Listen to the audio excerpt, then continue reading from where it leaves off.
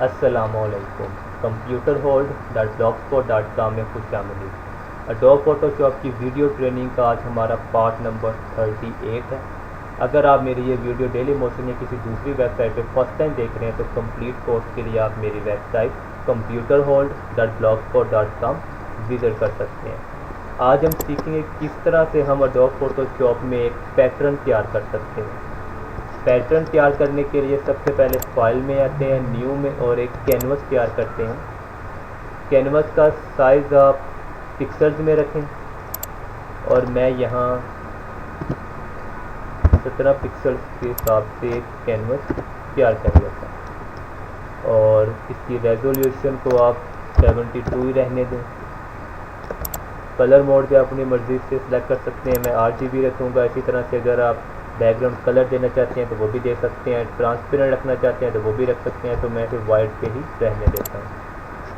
यहाँ हमारे पास एक कैनवस आ चुका है। इस कैनवस को जूम कर लेते हैं।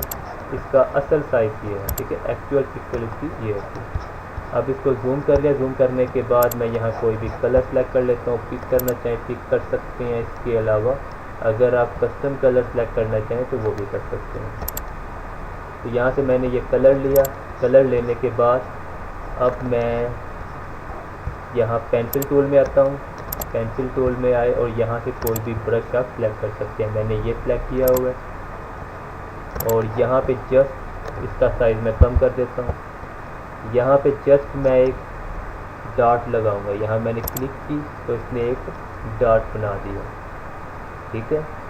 इसको अब हम सेव करेंगे। पैटर्न को सेव करने के लिए एडिट, मेन्यू बार में एडिट के बाद डिफाइन पैटर्न क्लिक करेंगे। वो नाम पूछ रहा है किस नाम से रखना चाहते हैं, तो कोई भी आप नाम दे सकते हैं। मैं इसे पैटर्न 2 ही रहने देता हूँ। ओके कर देंगे तो हमारा ये पैटर्न जो है वो सेव हो चुका है। अब इस पैटर्न को हम कहीं अगर हमने इसे अप्लाई करना और लगाना हो तो कैसे लगाएंगे। फॉर एग्जांपल मैं यहाँ पे एक न्यू कैनवस बना लेता हूँ। न्यू पे गए और एडोब फोटोशॉप की जो डिफ़ॉल्ट साइज़ है वो डिफ़ॉल्ट साइज़ ही मैं सिलेक्ट कर लेता हूँ। ओके किया, हमारे पास ये एक कैनवस आ गया। अब यहाँ पे इस पैटर्न को लगाने के जो हमने डिफ़ाइन किया था उसको लगाने के 2 तरीक़ाकार हैं। पहला तरीक़ाकार तो ये है कि आप यहाँ क्लोन, यहाँ पे आप आएँ पैटर्न स्टैम्प टूल पे क्लिक करें और यहाँ से आप पैटर्न सेलेक्ट करेंगे, ठीक है। ये पैटर्न मैंने पहले से बनाया हुआ था, ये पैटर्न हमने अब बनाया है।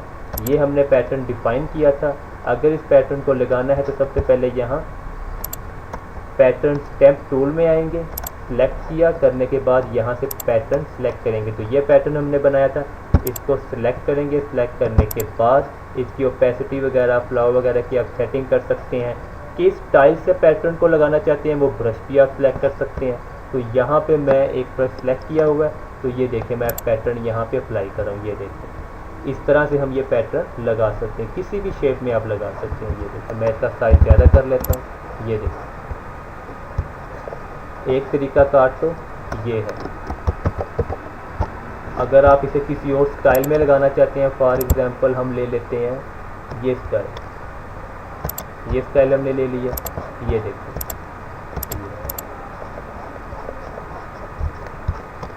ग्रास स्टाइल में लगाना चाहें तो एक और भी है हमारे पास, इसमें भी आप लगा सकते हैं। मतलब जिस स्टाइल से आप लगाना चाहें वो ब्रश इस्तेमाल कर लीजिए और उस तरह से आप पैटर्न लगा सकते हैं, अप्लाई कर सकते हैं, खुद से एक नया इफेक्ट बना सकते हैं। दूसरा तरीक़ाकार इसका ये है कि अगर आप इसे जल्दी से लगाना चाहें तो आप यहाँ पेंट बकेट टूल को सिलेक्ट करें। सिलेक्ट करने के बाद यहाँ पे आमतौर पर फॉरग्राउंड होता है, आप इसको फॉरग्राउंड की बजाय पैटर्न पे ले आएँ। पेंट बकेट टूल को सिलेक्ट करने के बाद आप इसे पैटर्न पे ले आए। पैटर्न पे लाने के बाद यहाँ पे पैटर्न को सिलेक्ट करें। ये पैटर्न हमने लास्ट टाइम तैयार किया था, इसको सिलेक्ट करें। सिलेक्ट करने के बाद यहाँ पे जस्ट क्लिक करें तो वो पैटर्न यहाँ पे फिल हो गया।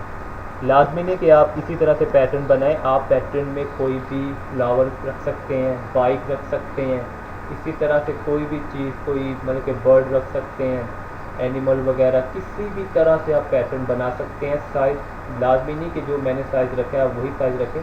आप साइज़ ज़्यादा भी रख सकते हैं, कम भी रख सकते हैं, रेजोल्यूशन वगैरह भी खुद से आप तैयार कर सकते हैं। मकसद सिर्फ ये होता है कि आपको समझ आ जाए कि किस तरह से काम करना है, उसके बाद आप प्रैक्टिकली खुद भी काम कर सकते हैं।